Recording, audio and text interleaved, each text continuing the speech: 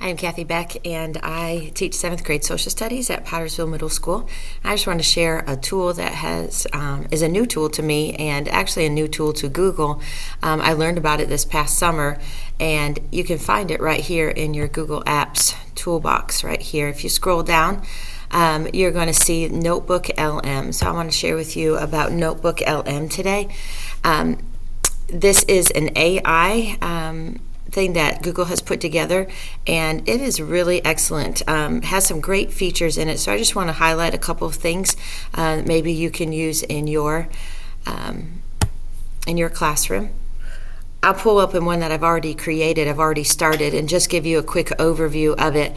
What I love about Notebook LM is you tell it what sources you want to use. So you have your sources right here, you add them from your Google Drive or from your computer. You can upload, you can attach it straight from your Google Drive. And if I want to take this off and I only want it to read this right here, I just uncheck that. And it's using just these resources right here. In my middle section right here, I have the chat section, and I can tell it what I want it to do. I can ask it to create a learning target. I can ask it to create a quiz. I can ask it to create all different kinds of things. And just like we do with ChatGPT, we tell it the prompt that we want to use.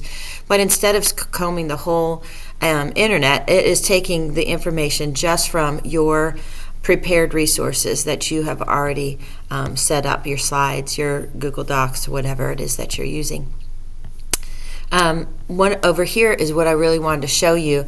This again is something that you can tell it what to do, but you have some built-in things that are pretty incredible over here. I want to point out these two at the top right here. This is a video overview, and this is what kind of sets it, I think, apart from ChatGPT or any other like Magic School. This will create a video overview, and it'll take your lesson and make like a 5-minute overview of the lesson from your slides. And it is, like it's been created in a studio. It's pretty good. Very easy to understand. It pulls out like kind of examples that from what you've put in there and brings it to life. I'll play an example for you down here because this one already has one built in. So I'm going to scroll down here, and you can see let's see my toolkit here. My video. Where did it go? There it is, right here. I can play that for my students, and I do play this for my students at the beginning of each lesson. I'll show you really quickly in my slides. It has I always start with the end in mind, and we give them an overview of the lesson before we dive in and give them their learning target and then dive into the actual lesson.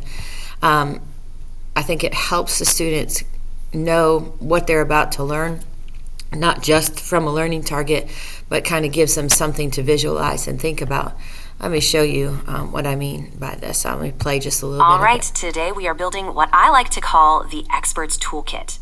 It's basically a method, a whole new way of thinking that's going to help you turn any dense, confusing text into something you can totally understand, analyze, and master, just like a pro.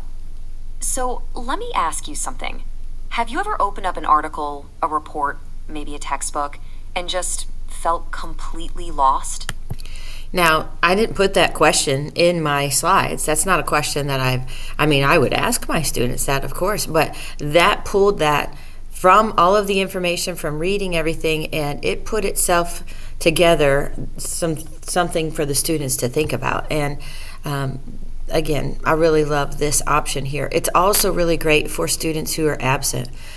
We post this for 7th grade social studies, we have a website that we use in the students that we created with Google Sites. And we put our lessons there, our slides, and this video overview for students who missed a lesson. And they can go back and get caught up through that. And again, feel a little bit more comfortable with the text and not just looking at a group of slides. Another thing that I think is great for older students is this right here. It'll create an audio overview as well, and you can customize it to make it shorter or longer, but it basically creates a podcast. Let me let you listen to this. It's pretty awesome. Ever felt like you're just drowning in information? Needing to get is fast. Oh, absolutely. We've all been there, staring at a huge pile of stuff, right? Yeah, reports, articles, just wishing for a shortcut. Okay, let's unpack this a bit. But what's really interesting, I think, is how texts are actually built to help us, like intentionally designed Design how? to guide us, to help us. I mean, it's just like having a conversation right there in front of you. And again, really well done.